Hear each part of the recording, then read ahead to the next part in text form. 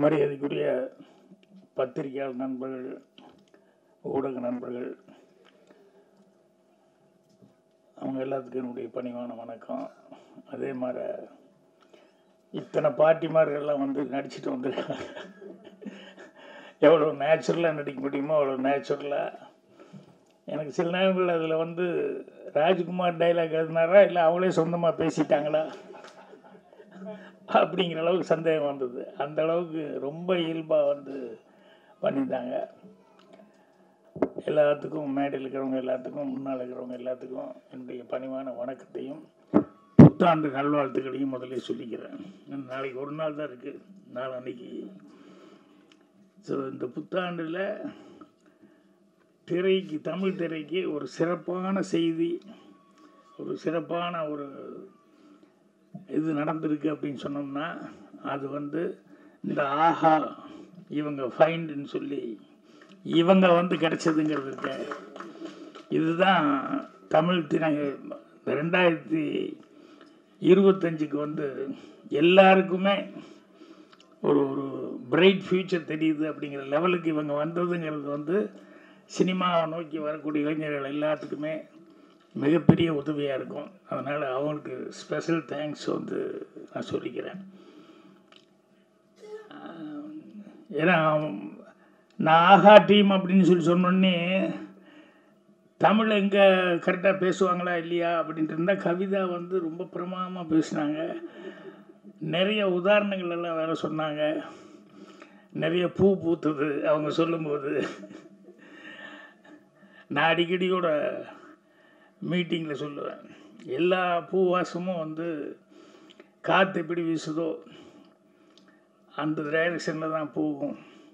அந்த பூவாசங்கிறது ஒரே ஒரு பூவாசம் மட்டும் காற்று வீசுகிற திசைக்கும் எதிர்த்து போகும் அப்படின்னு சொல்லிட்டு சொல்லுவேன். என்னென்னா அந்த பூ ஒரு மனிதனுடைய நட்பண்பு அப்படின்னு சொல்லிட்டு சொல்லுவேன்.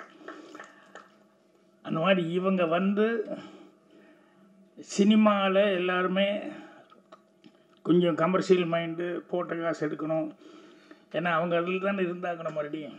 அதனால் எல்லாத்துக்கும் அந்த பயங்கிறது இருக்கும், அந்த பொறுப்புணர்ச்சி, அந்த டென்ஷன் எல்லாமே இருக்கும். பட் இவங்க வந்து இதை வந்து ரிஸ்க் எடுத்து பரவாயில்ல, என்கரேஜ் பண்ணணும், இந்த மாதிரி ஆட்களை என்கரேஜ் பண்ணால் நல்லது அப்படிங்கிற மாதிரி சொல்லி அவங்க வந்து ஆஹா ஃபைண்ட் அப்படிங்கிறது இன்றைக்கி ஆரம்பிச்சது. உண்மையிலேயே ரொம்ப ரொம்ப ராஜ்குமாருக்கு மட்டுமல்ல, சினிமாவை நோக்கி வரக்கூடிய எல்லா இளைஞர்களுக்குமே வந்து அது மிகப்பெரிய ஒரு உதவியாக இருக்கும். அதனால் தமிழ் திரையுலகம் சார்பாகவே நாங்கள் வந்து மனமார்ந்த நன்றியை வந்து தெரிவிச்சுக்கிறேன். தாஜ்னூர் அவருக்கு ஸ்பெஷல் தேங்க்ஸ் சொல்லிக்கிறேன். என்னென்னா இந்த படத்தை வந்து பார்க்கணுன்னு அவர் தான் எனக்கு ஃபோன் பண்ணி, வர்ற வரைக்கும் எனக்கு தெரியாது, ஆனால் வர்ற வழியில் தான் படத்தினுடைய பேர் என்ன அதுங்கிறது நான் அதுக்கப்புறம் தெரிஞ்சுக்கிட்டேன். அவர் இந்த படத்துக்காக அவர் வந்து எவ்வளோ ஸ்ட்ரெயின் பண்ணியிருக்காரு அப்படிங்கிறதெல்லாம் ராஜ்குமார் சார் சொன்னாப்புல. அவர் சொல்லும்போது சொன்னார், இந்த படத்தில் எனக்கு எப்படி மியூசிக் பண்ணுறது அப்படிங்கிறதே கொஞ்சம் கன்ஃபியூஷனாக இருக்குது அப்படின்னு சொல்லிட்டு. சில நாட்கள் அப்படி வரும். எப்படின்னு விஸ்வநாதன்னே ரீரிகார்டிங் வாட்சிட்டு இருக்கும்போது திடீர்னு ஒரு இடத்துல நிறுத்திக்கிட்டார். தம்பி ஒரு சின்ன கன்ஃபியூஷனாக இருக்குது, என்ன பண்ணுறதுன்னு தெரியலையே, என்னென்ன அப்படின்னு. இல்லை, அந்த கேரக்டர் அழுதுட்டு இருக்கான், அவங்க அம்மா செத்து போச்சு, ஆனால் நீங்கள் பேசுகிற டைலாக் வந்து எல்லோரும் மியூசிஷியன்லாம் கைதட்டி ரசிக்கிறான், சிரிச்சுக்கிட்டு இருக்கான். நான் அந்த அழுகிற கேரக்டருக்கு மியூசிக் போடுறதா, சிரிக்கிற கேரக்டருக்கு மியூசிக் போடுறது, எப்படி போடுறதுன்னே தெரியல எனக்கு அப்படின்னு சொல்லிட்டு அந்த நாட்டில் முக்கியமான ஒரு இடத்துல வந்து அவன் நிறுத்திட்டு கேட்டார். அப்போ நான் ரெண்டுக்கும் சேர்ந்த மாதிரியே போடுங்க, ரெண்டுக்கும் வயா மீடியா இருக்கிற மாதிரி போடுங்க அப்படின்னு சொல்லி அந்த இடத்துல பிரமாமா ரீரிகார்டிங் பண்ணியிருந்தார். சில நேரங்களில் காமெடிக்கு வந்து தனியாக வாசிச்சுட்டு போயிடலாம், பேத்தாஸு லவ்வோ அது இதுக்கு அந்தந்த மூடுக்கு பண்ணலாம். இப்போ என் படங்களில் அதெல்லாம் மாறி மாறி வந்துடும். திடீர்னு சிரிச்சுக்கிட்டே இருக்கிற மாதிரி இருக்கும், டக்குன்னு லேசாக ஒரு சென்டிமெண்ட் வந்துடும். அப்புறம் சென்டிமெண்ட் சீனாக இருக்குன்னு நினச்சிட்டு இருக்கும்போது திடீர்னு வந்து காமெடி அப்படிங்கிறது வரும். ஸோ ராஜ்குமார் வந்து இந்த படத்தில் வந்து பெஸ்ட்டு சமாச்சாரமாக என்ன அப்படின்னா, அவருடைய ரியல் லைஃப்லேயே என்னென்ன பட்டாரோ அதை பூரா சீனா பண்ணிக்கிட்டாரு. அதில் அந்த பாட்டி மாறவங்க எல்லாம் வந்து நடிக்க வச்சதுங்கிறது இருக்க, அது ஒரு பெரிய விஷயம். அவங்கெல்லாம் வந்து ஏன்னா எனக்கெல்லாம் வந்து சினிமாக்குள்ளே வரும்போது எங்கள் பாட்டி இதெல்லாம் செப்பத்திக்கினே கூட்டு அப்படிம்பாங்க. என்னன்னு சினிமான்னா அது பிடிக்காது, அது என்ன அதெல்லாம் மனுஷன் செய்கிற வேலையாங்கிற மாதிரியே வந்து சினிமா மேலே இருக்கிற ஆர்வம் வந்து பார்க்குறதுக்கு ஓகே ஒளி, அதுக்கு ஒருத்தர் போகிறான்னு சொன்னோம்னா ஒத்துக்கவே மாட்டாங்க. எங்கள் அண்ணன் எல்லாருமே பெல்ட் எடுத்துக்குவாங்க. நான் இது எல்லாத்தையும் தாண்டிக்கிட்டு எனக்கு இதுதான் வேணும் அப்படின்னு சொல்லிட்டு நான் வந்ததுக்கப்புறம் அப்புறம் எங்கள் பாட்டியிலேருந்து எல்லாருமே சமரசமாயிட்டாங்க. எங்கள் அண்ணன் என்ன எல்லாருமே சமரசமாயிட்டாங்க. அதுக்கப்புறம் படம் எடுக்கும்போதெல்லாம் அவங்க வந்து பார்த்துட்டு ரொம்ப ஒவ்வொருத்தரும் ஒவ்வொரு மாதிரி கமெண்ட் கொடுப்பாங்க. சின்ன வீடு பாட்டுக்கிட்டு எங்கள் பாட்டி என்னை திட்டிடுச்சு. ஏறா படம் அப்படின்னு. நல்லா தான் பாட்டி எடுத்துருக்கேன், நல்லது என்ன நல்லா தான், உங்கள் அம்மா எல்லாம் குண்டு இல்லையா, பொண்டாட்டி கொஞ்சம் குண்டுங்கிறக்கா எங்கே வேணால் ஊர் மாறி போயிடுறா அப்படின்னு. படத்தில் நான் நடிச்சிருக்கிறேன் அப்படிங்கிறது தான் அவங்களுக்கு தாக்கம். நான் தான் கதை எழுதுனேன், நான் தான் டைரக்ஷன் பண்ணிக்கிறேன் அப்படின்னு சொல்லி அது அவங்களுக்கு இதே கிடையாது. நீ நடிகனா வந்து கரெக்டாக இல்லை, வைஃப் இருக்கும்போது நீ எப்படி அது கொஞ்சம் குண்டுங்கிறதுக்காக எப்படி நீ இப்படியெல்லாம் பண்ணலாம் இப்படின்னா அவங்களுக்கு புரிய வைக்க முடியல என்னால். அதோடு நிறுத்திருந்தா பரவாயில்ல, அடுத்த தடவை எடுக்கிறதுக்கு முன்னால் முதல்ல என்கிட்ட கதையை சொல்லு அப்படின்னு எங்கள் பாட்டி. அந்த மாதிரி ராஜ்குமார் கதையை சொல்கிறதுக்காக நிறைய இடத்துக்கு போவார் இல்லையா. நான் வந்து முதல் கண்டிஷனே சினிமா எடுக்கும்போது டைரக்ஷன் பண்ணும்போது என் ப்ரொடியூசர்கிட்ட முதல் கண்டிஷனே, நான் யாருக்கிட்டையும் போய் கதை சொல்ல மாட்டேன், அதுக்கு சம்மதம்னா நான் டைரக்டரை ஃபிக்ஸ் பண்ணுங்கள், இல்லை ஃபைனான்சியர் வர்றாரு, டிஸ்ட்ரிபியூட்டர் வர்றாரு, இவங்க வர்றாங்க அவங்க வர்றாங்கன்னு சொன்னோம்னா அவங்ககிட்டலாம் கதை சொன்னேன். என் மேலே நம்பிக்கை இருந்தால் என்னை டைரக்டராக போட்டு எடுங்க, ஆனால் நான் யாருக்கிட்டையும் வந்து கதை சொல்ல மாட்டேன். படம் வந்து கடைசியில் பார்க்க சொல்லுவேன், படம் வந்து நம்பிக்கையாக அவங்களுக்கு பார்க்குற அளவுக்கு இருக்கும் அப்படின்னு சொல்லிட்டு அது வந்து ராஜ்குமார்லாம் அப்படி சொல்லியிருக்கிறதுக்கான வாய்ப்பு இல்லை, தேடிக்கிட்டு தான் போயிட்டு இருந்தேன். எனக்கு அந்த வாய்ப்பு என்னென்னா, எங்கள் டைரக்டனுடைய படம் 3 படமும் கண்டினியூஸாக சக்ஸஸ் ஆனதுனால எனக்கெல்லாம் வந்து அந்த நம்பிக்கைங்கிறது வந்துருச்சு. நம்பிக்கை வந்தாலும் கூட அதுக்கு வந்து ஆட்கள், இப்போ அவர் சொல்லிகிட்டு இருந்தார் இல்லையா, இப்போ அதிகமான என்கிட்ட பேசும்போது சொல்லிகிட்டு இருந்தார், அவர் சியாட்டில் என்ன மீட் பண்ணது, ஃபோட்டோ எல்லாம் காமிச்சு நான் தமிழ் சங்கத்துக்கு போனதெல்லாம் சொல்லிக்கிட்டு இருந்தார். அவர் வந்து எவ்வளோ தூரம் வந்து இவருக்கு ஹெல்ப் பண்ணணும் அப்படிங்கிறதுக்காக வந்து அவர் ஆட்களை எல்லாம் பிடிச்சி இண்டிவிஜுவலாக வந்து ப்ரொடியூசர்களை எல்லாம் அவர் கரெக்ட் பண்ணிக்காரு அப்படிங்கிறது பெரிய சமாச்சாரம். அப்புறம் பஜார் நம்ம திருநாவுக்கரசு அவர்கள் இந்த படத்தை அவங்கக்கிட்ட எப்படியாவது காமிச்சு அவங்கள வர வைக்கணும் அப்படிங்கிறத வந்து அது எவ்வளோ சிரமப்பட்டு அவங்கள வந்து இந்த படம் பாருங்கள் அப்படின்னு சொல்லி. ஸோ அது உண்மையிலேயே சினிமாவில் இருக்கிறவங்க நான் சொன்ன மாதிரி வந்து கமர்ஷியல் மைண்டாக தான் பார்ப்பாங்க. என்னென்னா போட்ட காசு வருதா, அதுக்கு உத்தரவாதம் இருக்கா அப்படிங்கிறத எல்லாருமே பார்ப்பாங்க. நல்ல படம் எடுத்தால் கூட சில நேரங்களில் வந்து கையை கடிச்சிச்சுன்னா என்ன பண்ணுறது அப்படிங்கிறதுனால இது ஜனங்கிட்ட போகுமா போகாதா அப்படிங்கிற ஒரு குழப்பம் இருக்கும்.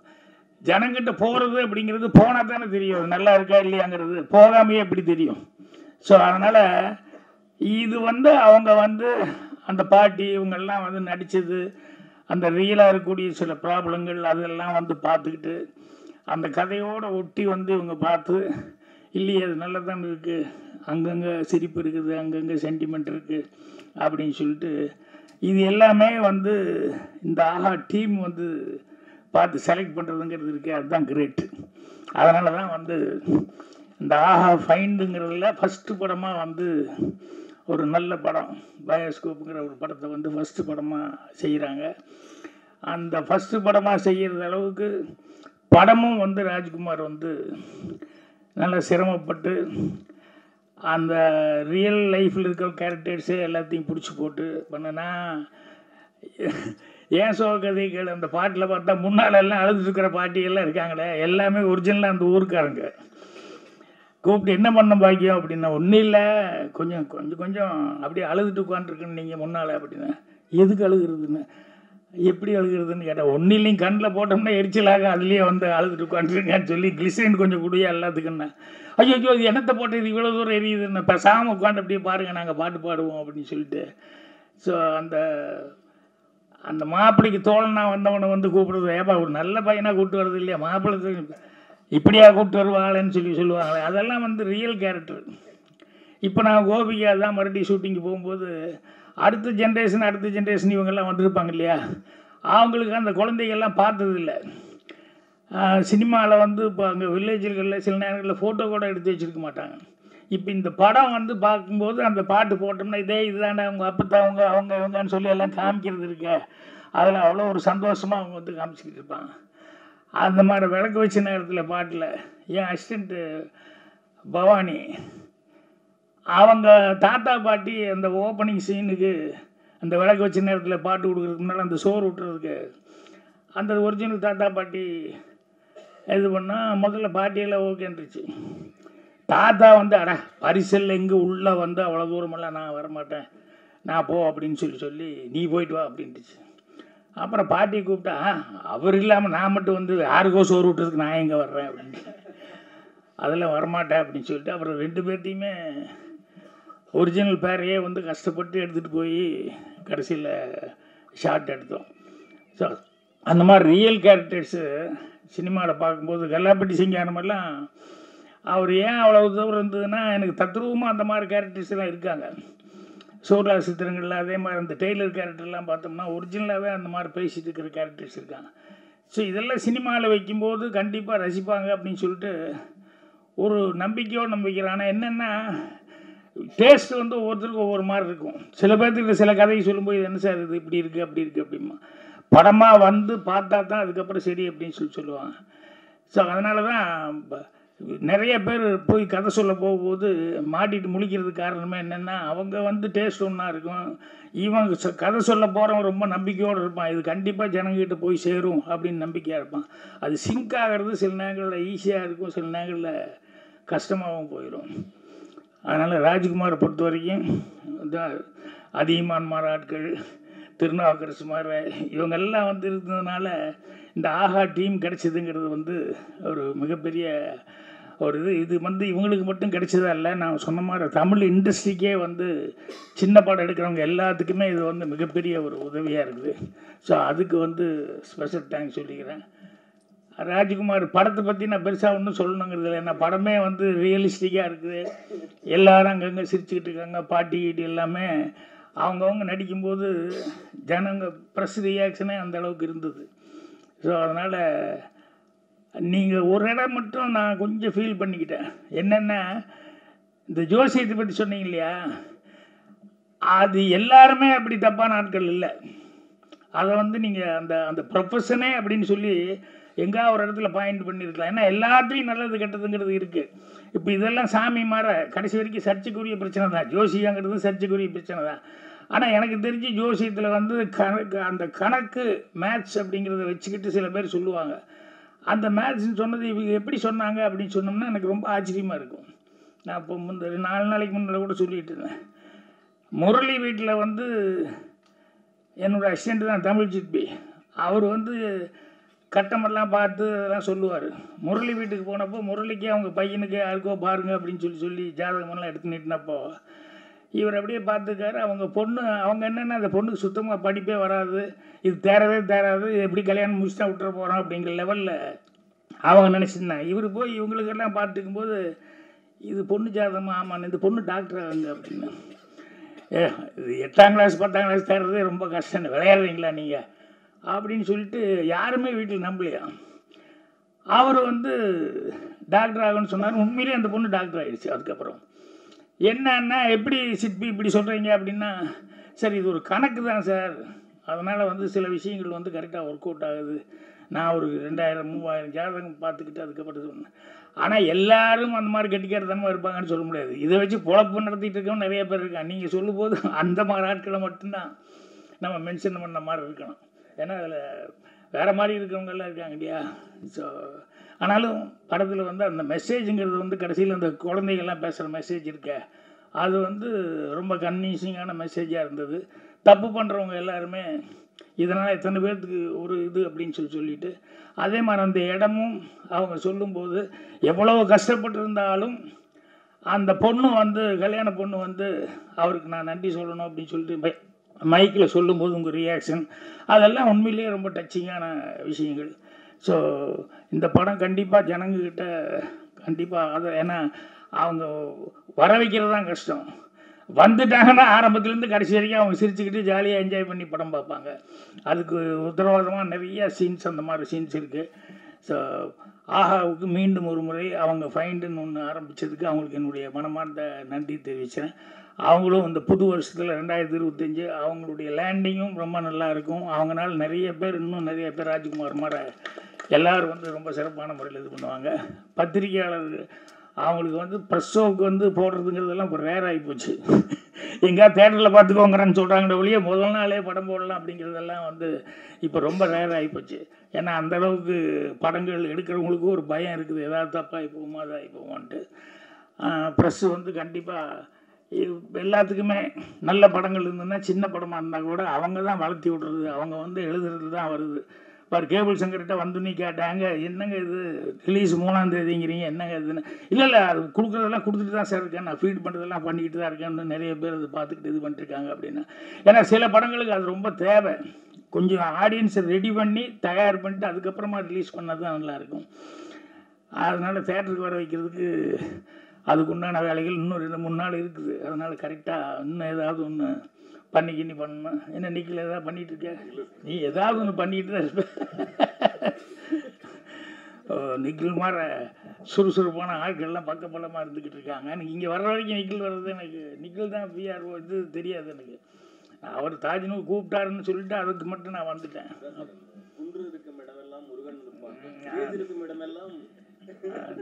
துணி மாற்றாமல் அதே துணி நிற்கிறாரு, எனக்கு அதுதான் டவுட்டு. வந்து இந்நேரம் 2 ட்ரெஸ்ஸாவது மாற்றிருக்கணும், மாற்றாமல் நிற்கிறாருங்கிறது. ஸோ பத்திரிகையாளர்கள் கண்டிப்பாக உங்களுடைய நல்ல ஆதரவை வந்து இவங்களுக்கு படத்துக்கும் கொடுக்கணும், இந்த பயோஸ்கோப் படத்துக்கும் கொடுக்கணும். அதே மாதிரி வந்து தமிழுக்காக வந்து இவ்வளோ தூரம் ஒரு சர்வீஸ் மென்டாலிட்டியோட ஆஹா ஃபைன்னு சொல்லி இதை ஆரம்பிக்கிறாங்க, அவங்களுக்கு உங்களுடைய ஆதரவு கொடுக்கணும்னு சொல்லி கேட்டுக்கிறேன். நன்றி, வணக்கம். வணக்கம். Members of the press, Thiru Bhagaraj avargal, thank you so much for your presence, and with your kind permission na English la pesren because na Tamil fluency is very limited, but thank you again for being here, sir. Thank you so much, and to the press. From the time AHA was launched in April 2022, we have been committed to bringing the most entertaining original stories to the viewer, to the Tamil viewer, be it Pettaikali, Rathasachi, Sattur railway station, Maruti Nagar police station, and most recently, Veramari office, which was a real big success story, which led us to do a season 2 as well. So, as an entertainment platform that is truly local, we have taken the next big initiative today in front of all of you to celebrate the vibrant Tamil community. So this is much bigger than a movie. This is much bigger than what we've just heard. It's about celebrating the vibrant Tamil community and provide a platform to aspiring filmmakers, right, and storytellers, creators to reach a global audience. So that's the vision of AHA Find. It's an initiative to celebrate the community and to offer the most engaging content to a global audience, not just in India. And the first initiative from AHA Find is the movie Bioscope, which Kavita just spoke about. We've partnered with Producer Bazaar. Thank you again so much for being. They are a renowned marketplace for licensing, specializing in buying and selling of films, and it's been made by the acclaimed filmmaker Thiru Rajkumar Avargal. The music has been scored by Thiru Tajnoor. I would also like to thank GK, CEO of Producer Bazaar, and Thiru Vijay, co-founder of Producer Bazaar, for partnering with us, and we really look forward to bringing the Tamil audience across the world some really meaningful and entertaining content. Thank you very much for being part of this, the start of this new journey. Thank you again. Quest, the co-founder of Producer Bazaar, Mr. Vijay to say a few words. Thank you all. Thank you, sir. Firstly, I would like to thank AHA to take this initiative, because getting in medium for the small films is really tough these days. And they are not really looking at money, because everybody knows if they're taking for big films, you'll definitely make more money out of it. But leaving that aside, keeping the business angle aside, they're getting in, taking up the small films, encouraging the new creators. I think these the new creators who are starting up with small way are the people who are leading the next way, the next decade. So giving them a great platform, I think that's the need of the hour currently, because getting theaters are difficult.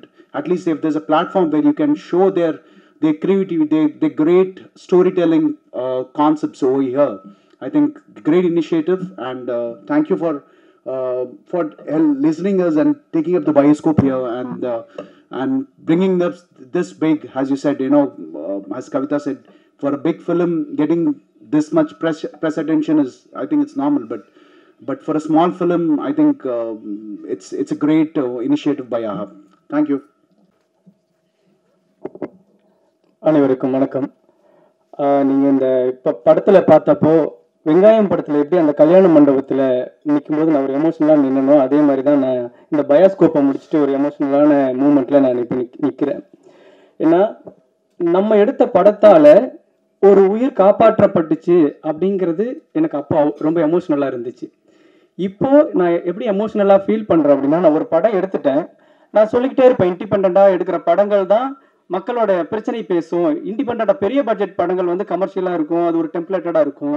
இந்த மாதிரி சின்ன சின்ன படங்கள் தான் மக்களோட பிரச்சனைகளை, மக்களோட வாழ்வியலை, மக்களோட சந்தோஷத்தை, மக்களோட துக்கங்களை மக்களுக்கு அறிமுகப்படுத்துகிற படமாக இருக்கும். அதனால சின்ன படங்களாக இருந்தாலும் நல்ல படமாக எடுக்கும் பொழுது நமக்கு ஒரு மனநிறைவு கிடைக்கும் அப்படின்ட்டு இண்டிபெண்டன்ட் மூவி உலகம் முழுக்க பெரிய அளவில் வளர்ந்து வந்துகிட்டு இருக்கு. அப்படிங்கிறதுனால இண்டிபெண்டன்ட் மூவியை நான் ப்ரொமோட் பண்ணிக்கிட்டே இருப்பேன். உங்ககிட்ட ஒரு நல்ல கதை இருக்கா, அழகா ஒரு ஆர்டிஸ்ட் இருக்காங்களா, நீங்க போயிட்டு அழகா படத்தை எடுத்துட்டு வாங்க அப்படின்னு சொல்லிக்கிட்டே இருப்பேன். அப்பெல்லாம் எனக்கு என்ன ஒரு கில்ட்டி இருக்குன்னா, சரி எடுத்துட்டு வந்துடுறோம், முடிச்சிடுறோம், எங்க கொண்டு போய் நாங்க மக்களுக்கு சேர்த்துறது அப்படின்னு கேள்வி கேட்டா நான் என்ன பண்ணுவேன் அப்படின்னா, எனக்கு அந்த கில்ட்டி இருந்துகிட்டே இருக்கும். இன்னைக்கு நான் கம்பீரமா சொல்லுவேன், நல்ல படம் எடுத்துட்டு வாங்க, ப்ரொடியூசர் பஜார் இருக்காங்க, ஆகா ஃபைண்ட் இருக்கு, உங்களை காப்பாற்றுவாங்க, என்ன எப்படி காப்பாற்றினாங்களோ அதே மாதிரி உங்களையும் காப்பாற்றுவாங்க அப்படிங்கிற நம்பிக்கையோட நான் அந்த கில்ட்டினஸ் இல்லாம நான் வந்து அவங்களுக்கு நான் உத்தரவாதம் கொடுக்குறேன். உண்மையிலே எந்த இன்டர்வியூல போனாலும் நீங்க ரொம்ப சிம்பிளா எடுக்கிறீங்க, ஒருத்தரே படம் எடுக்கிறீங்க அப்படின்னா, இந்த மாதிரி படங்கள் எடுக்க முடியும் நம்ம காட்டும் பொழுதுதான் எனக்கு திடீர்னு டக்குன்னு ஸ்ட்ரக் ஆகும். சரி எப்படி பிசினஸ் பண்றதுன்னு கேட்டாங்கன்னா நம்ம என்ன சொல்றது அப்படின்ட்டு, உண்மையிலேயே பயாஸ்கோப்ங்கிற ஒரு படம் உருவாக்கி அதை ஒரு நிறுவனம் வந்து பார்த்து நாம என்ன நினைச்சிட்டு இருப்போம், ஓ இவங்களுக்கு பிடிக்குமா பிடிக்காதா, இவங்க வாங்குவாங்களா வாங்க மாட்டாங்களா, இப்படி நினைச்சிக்கிட்டு இருக்கிற ஒரு இயக்குனருக்கு ஒரு தயாரிப்பாளர் என்ன படம் வந்துச்சுங்க வாங்கிட்டாங்க அப்படின்னு சொன்னா ஓகே, நமக்கு காசு வரும்னு ஒரு தயாரிப்பாளருக்கு ஒரு சந்தோஷம் இருக்கும். ஒரு இயக்குனராக ஒரு வாசல்ல நின்றுட்டு இருக்கோம், அப்போ வந்து ஏங்க இந்த படம் சூப்பரா இருக்கு, நாங்க இந்த படத்தை வாங்கிக்கிறோம் அப்படின்னு சொன்னதோட மட்டும் இல்லாம, உங்களை மாதிரி நல்ல படங்கள் எடுக்கிற இயக்குநர்களுக்கு, படைப்பாளிகளுக்கு நாங்க வாசல் திறந்து விடுறோம், அந்த நல்ல படங்களை தொடர்ந்து நாங்க வெளியிடறதுக்கு ஒரு ஃபைண்ட்னு ஒரு சப் கேட்டகரியை கிரியேட் பண்றோம்னு சொன்னா, ஒரு டைரக்டர் எப்படி நின்றுட்டு இருப்பான்னா, இந்த படத்துல இந்த கல்யாண மண்டபத்துல நின்றுட்டு இருந்தேன் பார்த்தீங்களா, அப்படிதான் நின்றுட்டு இருந்தேன் அவங்க சொல்லும்போது. அவ்வளோ எமோஷனலாக இருந்துச்சு. உண்மையிலே என்னை பார்த்துட்டு இருக்கிற என்ன மாதிரி படம் எடுக்கணும்னு நினைக்கிறவங்க எல்லாருக்குமே அவ்வளோ சந்தோஷமா இருந்திருக்கும். நான் முதல்ல ஏன் ஆகாவுக்கு நான் தேங்க் பண்ணணும் அப்படின்னு நினைச்சேன் அப்படின்னா, இந்த மேடை அவர்களால் உருவாகினால அவங்களுக்கு நான் நன்றி சொல்லணும் அப்படின்னு நான் ரொம்ப ஆசைப்பட்டேன். இப்போ வெறும் சும்மா ஒரு கப்பல், ஒரு மலைத்துளி அப்படின்னு வெறும் வார்த்தையா நம்ம பேசணும்னா ஓகே, அது ஒரு சாதாரண வெறும் வார்த்தை தான். ஆனா கடல்ல தத்தளிச்சுக்கிட்டு இருக்கிறவனுக்கு யாராவது வந்து கை கொடுக்க மாட்டாங்களான்னு நினைச்சுக்கிட்டு கடைசி உயிருக்கு போராடிக்கிட்டு இருக்க ஒருத்தனுக்கு ஒரு கப்பல் அப்படின்னு சொன்னா, ஒரு கப்பல் வருதுன்னு சொன்னா அவனுக்கு எப்படி இருக்கும், அது ஒரு சாதாரண வார்த்தை தான். அந்த மாதிரி தான் எனக்கு ப்ரொடியூசர் பஜார் வந்தாங்க. நான் ரொம்ப வெங்காயம் படத்துக்கு எப்படி நீங்க எல்லாம் பாத்தீங்களோ அந்த படத்துல அதே ஸ்ட்ரகிள் தான் இந்த படத்துக்கு எனக்கு தொடர்ந்து இருந்துச்சு. இது எனக்கு மட்டும் இல்ல, தொடர்ந்து கேபிள் சங்கர் சார் மாதிரி ஒரு நல்ல படங்களை ஆதரிச்சு போராடிட்டு மக்கள்கிட்ட கொண்டு போய் சேர்த்தணும்னு போராடிட்டு இருக்கிற அவங்களுக்கு தெரியும், எல்லா நல்ல படங்களுக்கும் ஏற்படுற ஒரு ஸ்ட்ரகிள் தான். அப்ப யார் இது இந்த மாதிரி நல்ல படங்களை எடுக்கிறவங்களுக்கும் இந்த மாதிரியான ஒரு மீடியாவுக்கும் யார் வந்து ஒரு பிரிட்ஜை ஏற்படுத்துறது அப்படின்னு ஒரு பெரிய கேள்விக்குறியா இருந்துச்சுங்க. அதை வந்து ப்ரொடியூசர் பஜார் ரொம்ப அழகா செஞ்சு இந்த மேடையை உருவாக்கி இருக்காங்க. அவங்களுக்கும் நான் நன்றிகளை தெரிவிச்சுக்கணும். நான் ரிவேர்ஸ்ல போறேன், ஏன்னா எங்கிருந்து தொடங்குச்சோ அப்படி ஆர்டரா வரதோட நான் ரிவேர்ஸ்ல போறது எனக்கு ரொம்ப பிடிச்சிருந்துச்சு. அப்போ அடுத்தது எனக்கு உண்மையிலே அதியமான் சார் மாதிரி நான் கஷ்டப்பட்டு வெங்காயம் படம் முடிச்சுட்டு நான் ஒரு படம் ஆரம்பிக்கணும் அப்படின்னு தொடங்கும் பொழுது நீங்கள் வெங்காயம்னு ஒரு நல்ல படம் பண்ணியிருக்கீங்க, அடுத்ததும் நீங்கள் நல்ல படம் தான் பண்ணுவீங்கன்னு Athiyaman sir, Arthanareeswaran, Omram Yoga Guruji, Senthil sir, Prema madam, நிறைய பேர் நான் பேர் மறந்துடுவேன். அந்த மாதிரி நிறைய ஒரு எனக்கு நீங்கள் வாங்க, நீங்கள் பண்ணுவீங்க, நல்ல படம் பண்ணுவீங்கன்னு சொல்லிட்டு என்னை வந்து என்கரேஜ் பண்ணாங்க. நான் உங்களுக்கு இந்த இடத்துல நான் ரொம்ப நன்றி சொல்லிக்கிறேன். அது எல்லாத்தையும் தாண்டி மியூசிக் டைரக்டரை பற்றி நாங்கள் சொல்லி ஆகணும். நான் ஒரு இன்டர்வியூவில் சொன்னேன், நீங்கள் இளையராஜா சார்கிட்ட வந்து என்ன மாதிரியான இசை, எப்படி அவர்கிட்ட இசை வெளிப்படுது அப்படின்னா அவருடைய இசை ஞானம் இசையை வெளிப்படுது. ரகுமான் சார்கிட்ட இசை ஞானமும் ப்ளஸ் டெக்னாலஜியும் சேர்ந்து ஒரு இசையை வெளிப்படுது. ஆனால் தாஜ்னூர் சார்கிட்ட பொறுத்த வரைக்கும் அவருடைய நேர்மையும் அறமும் தான் இசையா வெளிப்படுது அப்படின்னு நான் நம்புவேன் எப்பவுமே.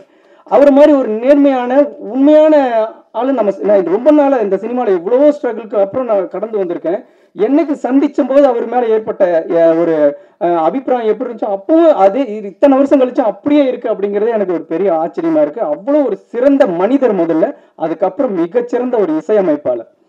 ஏன்னா இந்த படங்கள் தான் தொடங்கி வச்சிருக்கு 2025. நீங்க வேணா நான் இந்த 2024 இறுதியில நான் உங்ககிட்ட ஒரு உத்தரவாதம் கொடுக்குறேன். 2025 ஒரு முக்கியமான அவார்டு வழங்கக்கூடிய ஒரு விருது வழங்கக்கூடிய ஒரு நிறுவனம் ஏதாவது தேர்ந்தெடுக்கும் பொழுது முதல் ஒரு 3 இயக்குனர் இசையமைப்பாளர்கள் பட்டியல கண்டிப்பா தாஜ்னூர் சார் இருப்பார். நான் அவரை அடுத்தடுத்து வச்சிருக்கிற படங்களை நான் வந்து பார்த்துக்கிட்டு இருக்கேன். அதே மாதிரி நம்மளாம் வந்து உண்மையிலேயே சின்ன வயசுல இருக்கும் பொழுது பாக்யராஜ் சாரோட படங்கள்ல வந்து ஒரு 5-6 சின்ன பசங்கள்லாம் இருப்பாங்க. எப்பவுமே அவரோட படத்துல அவர் கூட இருப்பாங்க, சின்ன சின்ன பசங்கள் இருப்பாங்க. நாங்கள்லாம் இப்போ உட்காந்துருக்கிறது அந்த சின்ன பசங்க மாதிரி தான். அவர் எங்களுக்கு ஒரு இமயமலை மாதிரி தான் எப்பவுமே. சும்மா அவர் இருக்காரு அப்படின்லாம் இல்லை, நம்ம சின்ன வயசுல அவர் எப்படி பார்த்தோம். இன்னைக்கு ராஜ்குமார்னு ஒருத்தன் படம் பண்ணியிருக்காங்க, அதை ப்ரொடியூசர் பாசார்னு ஒன்று ரிலீஸ் பண்ணியிருக்காங்க.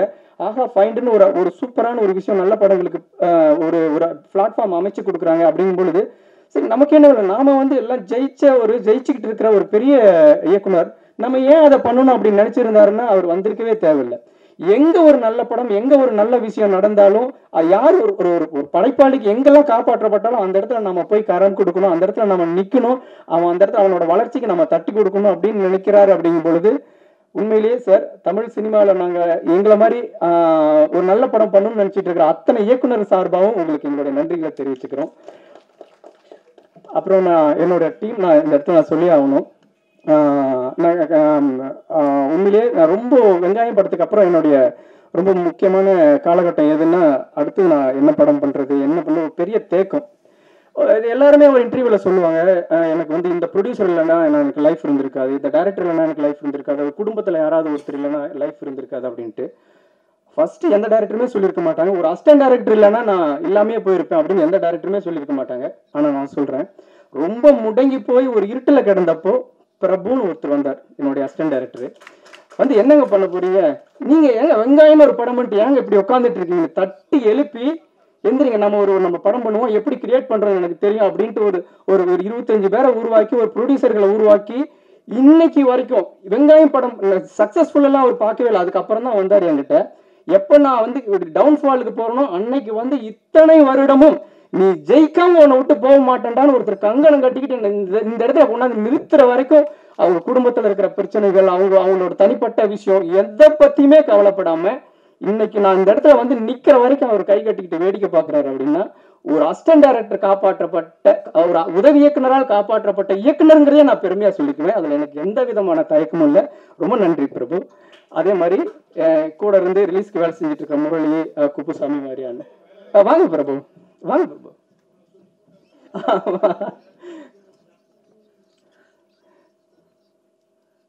சார் நான் எதுவுமே அவர்கிட்ட இருந்து எதுவுமே எதிர்பார்த்தது இல்லை சார்.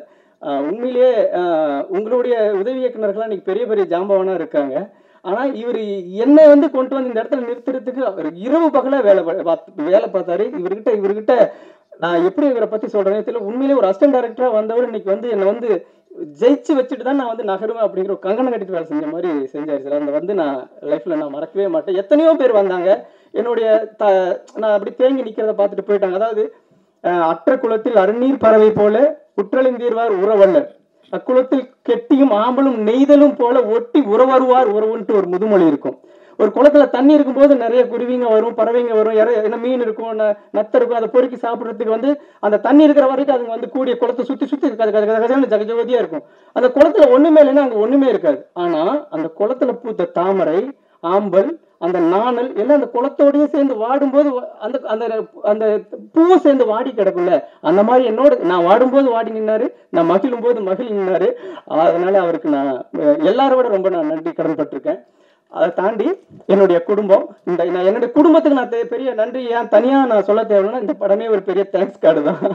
என் பின்னாடி நின்ன எல்லாருக்கும் நான் வந்து அப்பா, அம்மா, தாத்தா, பாட்டி, இதுல வந்து என்ன ஒரு விஷயம்னா, இந்த படத்தை எடுத்து வெளியிடறதுக்குள்ள ஒரு தாத்தா இங்க வர முடியாத அளவுக்கு ரொம்ப உடனே இல்லாம போயிட்டாரு, ஒரு தாத்தா இல்லாமலே போயிட்டாரு. அவங்களாம் அதை பார்த்திருந்தா அவ்வளவு சந்தோஷப்பட்டிருப்பாங்க. என்னுடைய மனைவி, அவங்க அப்பா அம்மா எந்த இடத்துல 10 ரூபா இருந்தா அதுக்கான செலவு படுத்துக்குவாங்க, 50 ரூபா இருந்தா அதுக்கான செலவுகளை வச்சுக்குவாங்க. எந்த இடத்துலயுமே ஏன் நீங்க வந்து இந்த வறுமையை வந்து என்ன ஃபீல் பண்ணாமையே என்னை காப்பாத்தினதுக்கு என்னுடைய மனைவிக்கு, என்னுடைய குடும்பத்தார் எல்லாத்துக்கும் நான் ரொம்ப நன்றி கடன் பட்டிருக்கேன். தொடர்ந்து நான் என்கிட்ட ஒரு பெரிய பிரச்சனை இருக்கு. கொஞ்சம் முக்கியமானவங்களெல்லாம் ஞாபகப்படுத்தி சொல்லிடுவேன், ரொம்ப முக்கியமானவங்களை மறந்துடுவேன். நான் யாரையாவது மறந்துருந்தேன்னா அவங்க ரொம்ப முக்கியமானவங்கன்னு நீங்க நினைச்சுக்குங்க. அதை தாண்டி எனக்கு இப்பவுமே வெங்காயம் படத்துக்கு வரைக்கும் இன்னைக்குமே ஒரு நிகில் சார்கிட்ட எப்படி இருப்பாங்களோ அதே மாதிரி தான் இந்த பத்திரிகையாளர்கள், தொலைக்காட்சி நண்பர்கள் எல்லாருமே என்னோட பர்சனலா அவ்வளோ அன்பா இருப்பாங்க. எது நடந்தாலும் விஷ் பண்ணுவாங்க. உண்மையில எனக்கு இங்க இருக்கிறவங்க எல்லாருமே நிகில் சாருக்கு தெரிஞ்ச மாதிரி எனக்குமே எல்லாருமே தெரிஞ்சவங்க, என்ன அன்பா இருக்கக்கூடியவங்க. என்னோட அடுத்தது இவன் ஏதாவது வரமாட்டானா, ஏதாவது பண்ண மாட்டானா, ஒரு நல்ல படம் பண்ண மாட்டானா, அதை நம்ம வந்து ப்ரொமோட் பண்ண மாட்டோமா அப்படிங்கிற மாதிரியான ஒரு எதிர்பார்ப்பில் இருக்கிற மாதிரியான ஒரு நண்பர்கள் தான். நான் உங்களுக்கு அந்த இடத்துல நான் நன்றி சொல்லிக்கணும். இது எல்லாத்தையும் தாண்டி ஏன் நான் ஃபைனல் டச்சா வைக்கணும் அப்படின்ட்டு ஒருத்தர் வந்து வச்சிருக்காருன்னா சார் ரவி சார் அவர்கள். ஏன்னா இங்க இருக்கிறவங்க தமிழ்நாட்டு கல்ச்சரை வந்து தெரியும், இந்த படத்தோட விஷயம் தெரியும், ஒரு நல்ல படம் பண்றதுக்கு என்னென்னலாம் ஸ்ட்ரகிள் இருக்குன்னு தெரியும். அதே மாதிரி திரு சார் வந்து நான் அவரு கூட ரொம்ப பர்சனலா கனெக்ட் ஆயிருக்கேன். இது எல்லாமே சரிங்க, ஒரு டிசிஷன் எடுக்கக்கூடிய ஒரு இடத்துல ஏங்க இதெல்லாம் கொஞ்சம் யோசிச்சு பண்ணுங்கன்னு சொல்லிட்டா ஒட்டுமொத்த பெரிய ஜேர்னியுமே அங்க வந்து டிஸ்டர்ப் ஆயிரும். ஓகே, இது வந்து நம்ம கை விட்டுறலாம் அப்படின்ட்டு அவங்க வந்து மிஸ் பண்றதுக்கு வாய்ப்பு இருக்கு. சார், நீங்க இருக்கிற உயரத்துக்கு நீங்க தமிழ்நாட்டில் இருக்கக்கூடிய லட்சக்கணக்கான அசிஸ்டன்ட் டைரக்டர்ஸ் இருக்காங்க, ஆயிரக்கணக்கான என்ன மாதிரி நல்ல புது டைரக்டர்ஸ் இருக்காங்க. அவங்க எல்லாமே உங்களுக்கு தேங்க் பண்ணுவாங்க சார். இந்த பிளாட்ஃபார்ம் வந்து நம்ம பிளாட்ஃபார்ம் கூட சொல்லக்கூடாது, இது ஒரு ஃபிளைட்னு தான் சொல்லணும். எங்களை மாதிரியான ஆட்கள் எல்லாம் நீங்க உயரத்துக்கு ஹைட்டுக்கு கொண்டு போய் நிறுத்திருக்கீங்க. ஃபைனல் டச்சா உங்களுக்கு நன்றி சொல்றதுன்னு தான் நான் அவங்கள இது வரைக்கும் நான் சொல்லாம இருந்தேன். இந்த படம் நான் ரொம்ப நாள் கழிச்சு வந்திருக்கு. அடுத்து என்னுடைய 2 படங்களும் வரப்போகுது. நான் ரொம்ப நாளா வெயிட் பண்ணிட்டு இருந்தாலும் நல்ல நல்ல படங்களோட தான் நான் உங்களை வந்து சந்திப்பேன். தப்பான படம் பண்ண மாட்டேன். சின்ன படமா இருக்கலாம், எனக்கு இருந்த பொருளாதாரத்தை வச்சு நான் சின்ன படம் பண்ணிருக்கலாமே ஒழிய எக்காரணத்தை கொண்டும் பத்திரிகையாளர்களோட நம்பிக்கை வீண் போகிற அளவுக்கு நான் தப்பான படம் பண்ண மாட்டேன் என்னைக்குமே. அது நான் இன்னும் கொஞ்சம் எனக்கான பெரிய வாய்ப்புகள் கிடைக்கும் போது இன்னும் இதுல ஏதாவது சின்ன சின்ன குறைகள் இருந்தாலும் அதை சரி பண்ணி நான் நிச்சயமா பெரிய படமா பண்ணுவேன். உண்மையிலே நான் ரொம்ப சந்தோஷமா நினைக்கிறேன். எனக்கு பின்னால் வரக்கூடிய இயக்குநர்களுக்கு ஒரு பாதை அமைச்சு கொடுக்கக்கூடிய ஆகாவோட ஃபைண்டுங்கிற ஒரு புதிய உதயத்தை இந்த பயாஸ்கோப் உருவாக்கி கொடுத்திருக்கு. அந்த பயாஸ்கோப்பை நான் உருவாக்குனேன் அப்படிங்கிற ஒரு பெருமிதத்தோட விடைபெறுகிறேன். நன்றி, வணக்கம்.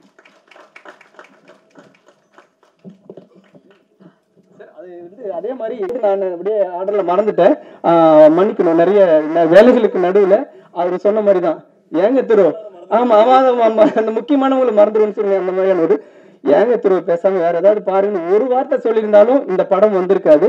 இது நீங்க கொடுக்கக்கூடிய வாழ்வு அப்படிங்கிறது. இங்க வந்து இந்த சினிமா பத்தி எதுவுமே தெரியாம இங்க வந்திருக்காங்க, எங்க படத்துல நடிச்சவங்க எல்லாம் வந்திருக்காங்க. ஏன்னா பாக்கியராஜ் சார் பேசின உடனே கண்டிப்பா நம்ம மேல கூப்பிடலாமா?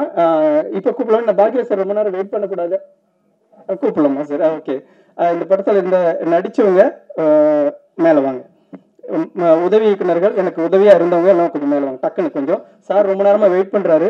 நம்ம அவருடைய சூழல் புரிஞ்சுக்கிட்டு நம்ம வந்து கொஞ்சம் டக்குன்னு வந்துடலாம். உங்களுக்கு அறிமுகப்படுத்துறதுக்காக தான். நான் இந்த படத்தை தொடங்கும் பொழுது எனக்கு பண உதவி செஞ்சு எனக்கு இது வரைக்கும் எப்ப ராஜ்குமார் இந்த படம் எப்ப எனக்கு திருப்பி தருவேன் அப்படின்னு எந்த ஒரு வார்த்தையும் சொல்லாம எனக்காக அன்போட காத்திருந்த அனைவருக்கும், அதாவது ஓம்ரம் யோகா சார், அதியமான் சார், ஸ்ரீதர், ஜேசுதாஸ், செந்தில் அண்ணா, மலேசியா காமராஜ் சார், சண்முகம் அண்ணா, ஈஸ்வர் அர்த்து சார், பிரேமா மேடம், சுரேஷ் மாம்ஸ், இவங்க எல்லாருக்கும் என்னுடைய மனமார்ந்த நன்றிகளை தெரிவிச்சுக்கிறேன்.